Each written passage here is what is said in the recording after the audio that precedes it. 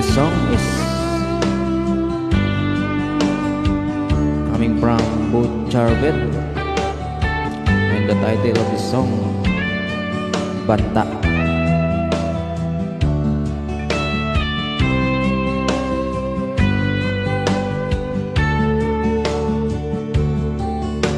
Nung unang panahon sa aklat ng kronika, matatagpuan isang hari ng Huda. May takot sa puso gaya ng sinuman, ngunit walang pagkaalinlangan.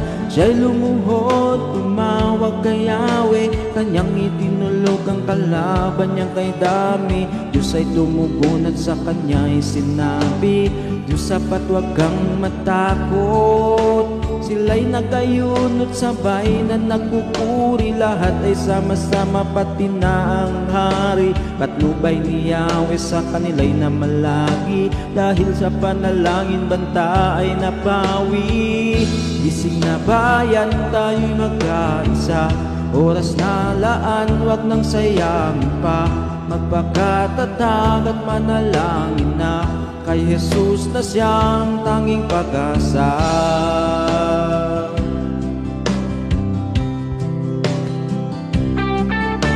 Banta sa ating bayan, ating nalalaman, kahit ang iba'y nagbubulag-bulagan, di mo may tatatwang katotohanan. Isang araw ay wala ng kalayaan, kawawang bansa kung si Jesus di makahari. Walang patutunguhan, tiyak na masasawi, ating inang bayan walang pasubali. Kukunin ng kaaway, sila'y magwawagi. Isip na bayan, tayo'y magkaisa, oras na laan, wag nang sayangin pa. Magpakatatag at manalangin na kay Jesus na siyang tanging pag-asa.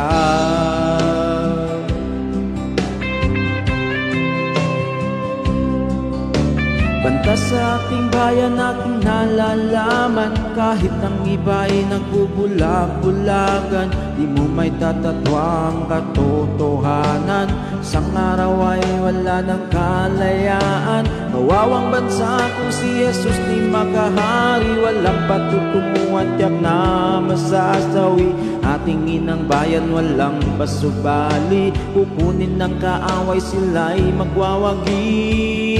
Gising na bayan, tayo'y magkaisa, oras na laan, wag nang sayangin pa. Magpakatatag at manalangin na kay Jesus na siyang tanging pag-asa. Gising na bayan, tayo'y magkaisa, oras na laan, wag nang sayangin pa. Magpakatatag at manalangin na kay Jesus na siyang tanging pag-asa.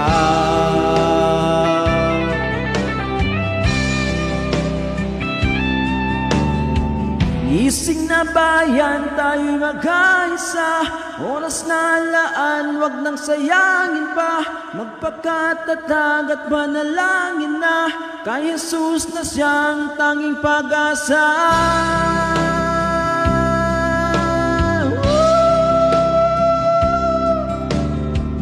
Gising na bayan, tayo'y magkaisa, oras na laan, wag nang sayangin